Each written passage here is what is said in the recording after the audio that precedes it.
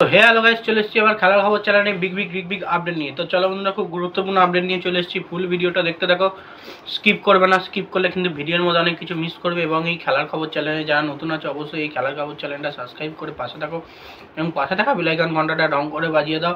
বেশি বেশি লাইক এবং কমেন্ট করে দাও, যাতে মোটিভেট হয়ে তোমাদের এই খেলার খবর চ্যানেলে আমি ফার্স্ট আপডেট দিতে পারি। তো চলো বন্ধুরা, ফার্স্ট যে আপডেটটা নিয়ে কথা হলো, খুব গুরুত্বপূর্ণ একটা আপডেট তোমাদেরকে শেয়ার করতে চলেছি এই ভিডিওর মধ্যে। মোহনবাগান শিবিরের প্লেয়ার দিমিত্রি পেত্রাদসকে নিয়ে। তো দিমিত্রি পেত্রাদস কিন্তু বড় সুযোগ পেতে চলেছে, বা বড় সুযোগ পাচ্ছে বললেই চলে। তো কারণ সুযোগটা কি? দিমিত্রি পেত্রাদস কিন্তু ওড়িশা ম্যাচে ফার্স্ট 11-এ কিন্তু সুযোগ পেতে চলেছে।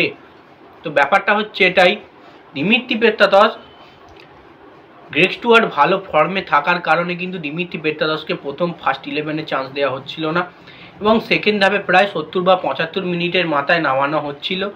আর ব্যাপারটা হচ্ছে, গ্রেগ স্টুয়ার্টের চোট আছে তোমরা নিশ্চয়ই জানো, এবং Greg Stuart Odisha match first থেকে খেলতে পারবে কি না, প্লেইং 11-এই থাকবে না, ওড়িশা ম্যাচ বাদ যাচ্ছে, এটাই কিন্তু অনিশ্চয়তায় পড়ে গেছে। তো সেক্ষেত্রে বোঝা যাচ্ছে, আমার তো যত সম্ভব মনে হচ্ছে 100% গ্রেগ স্টুয়ার্ট খেলবে না বা প্রথম 11-এ চান্স পাবে না। তো সেক্ষেত্রে আবার কিন্তু নিজেকে প্রমাণ করার জায়গায় বা সুযোগ পেয়ে গেল দিমিত্রি পেত্রাদস। আমরা কিন্তু ওড়িশার ম্যাচে কিন্তু প্রথম 11-এ আমরা দিমিত্রি পেত্রাদসকেই দেখতে পাবো গ্রেগ স্টুয়ার্টের জায়গায় খেলতে, এবং সে তার জাত চেনাবে এবং মাঠে দুর্দান্ত পারফরমেন্স দেবে, এমনটাই কিন্তু খবর আমাদের কাছে। এবং দিমিত্রি পেত্রাদসের জন্য এটা কিন্তু বিশাল বড় একটা সুযোগ নিজেকে প্রমাণ করা, যে সেও কিন্তু একটা সেরা প্লেয়ার। আগের বারে সে সেরা প্লেয়ার হিসেবে সেরা প্লেয়ার হয়েছিল আইএসএলে, এবং যে বছর চ্যাম্পিয়ন হয় সে বছরও কিন্তু দিমিত্রি পেত্রাদসও সেরা প্লেয়ারই হয়েছিল, গোল্ডেন বলটা জিতেছিল। তো সেক্ষেত্রে দিমিত্রি পেত্রাদসের উচিত এই সুযোগ কাজে লাগানো এবং প্রমাণ করে দিয়ে সে কি মানে প্লেয়ার।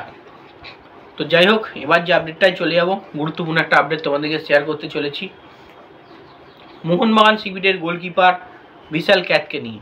বিশাল ক্যাতের কিন্তু গোল্ডেন গ্লাভস জেতার বিশাল বড় সুযোগ আছে, বা গোল্ডেন গ্লাভস পাবে লিখেছি। তো তার কারণ তিনটে পরপর ক্লিনশিট রেখেছে, মোহামেডান ম্যাচ, ইস্টবেঙ্গল ম্যাচ এবং তার সঙ্গে হায়দ্রাবাদ ম্যাচ। এবার ওড়িশা ম্যাচে যদি ক্লিনশিট রাখতে পারে, বা পরপর 4টে ম্যাচ যদি ক্লিনশিট রাখতে পারে, তাহলে গোল্ডেন গ্লাভস জেতার দৌড়ে কিন্তু 1 নম্বরে চলে যাবে বিশাল ক্যাত।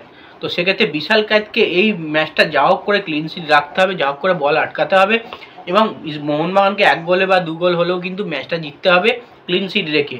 তবেই কিন্তু বিশাল ক্যাত গোল্ডেন গ্লাভস জেতার দৌড়ে থাকবে 1 নম্বরে। তো যত সমস্ত 2 নম্বরে না 1 নম্বরের দিকেই রয়েছে বিশাল ক্যাত, তবে এই ম্যাচটা অবশ্যই দরকার জেতা, এবং ক্লিনশিট রেখে জেতা। তাহলে বিশাল ক্যাতের গোল্ডেন গ্লাভস জেতাটা কিন্তু অনেকটাই তার হাতের মধ্যে চলে আসবে, কারণ পরপর 4টে ম্যাচ ক্লিনশিট মানে একটা বিশাল বড় ব্যাপার, তোমরা বুঝতেই পারছো।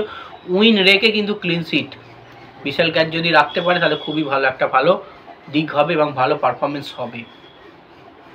তো এবার যে আপডেটটা নিয়ে কথা বলে, গুরুত্বপূর্ণ একটা আপডেট তোমাদেরকে শেয়ার করতে চলেছি।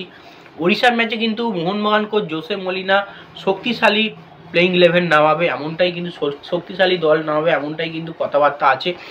কারণ ওড়িশা এফসি কিন্তু দুর্দান্ত দল, আমরা নিশ্চয়ই জানি। ওড়িশা এফসির মতো দলকে হারাতে গেলে মোহনবাগানকেও কিন্তু দুর্দান্ত দল নামাতে হবে, আলফাল দল নামালে হবে না। এবং ওড়িশা এফসির মতো দলকে কিন্তু হারানোর ক্ষমতা আছে, বা হারানোর ক্ষমতা রাখে মোহনবাগান। এবং মোহনবাগান কিন্তু ওড়িশা এফসির থেকে এবছর বা বেশিরভাগ মৌসুমি কিন্তু বেটার দল গঠন করে। তো যাই হোক, দুটো দলই কিন্তু হাড্ডাহাড্ডি লড়াই হবে, যেহেতু হোম গ্রাউন্ড কলিঙ্গতে খেলা হবে, হোম গ্রাউন্ড ওড়িশাকে ওখানে কিন্তু হারাতে গেলে ভালো প্লেইং 11 নামাতে হবে, এমনটাই কিন্তু পরিকল্পনা করছে মোহনবাগান কোচ জোসে মলিনা। কারণ মোহনবাগান কোচ জোসে মলিনা জানে কিভাবে খেলাতে হবে, কিভাবে হারাতে হবে, এবং রয় কৃষ্ণাকে কিন্তু আটকাতে হবে ডিফেন্সে। অ্যালবার্টো রড্রিগেজ এবং টম অ্যালডারেটকে জুড়ি বেঁধে কিন্তু ভালো পারফরমেন্স দিতে হবে। তো দেখা যাক ডিফেন্স কেমন করে। প্লেইং 11 হয়তো এরমও হতে পারে, ডিফেন্সে থাকবে সুভাশিস বোস, অ্যালবার্টো রড্রিগেজ, তার সঙ্গে টম অ্যালডারেট এবং আশিস রায়, এবং তার উপরে থাকতে পারে সাহাল আব্দুল সামাদ, অনিরুদ্ধ থাপা, এরম রাখতে পারে অবশ্যই।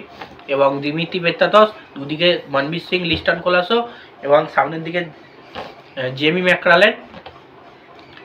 এরকম প্ল্যানটা পুরোপুরি এরকম রাখা উচিত।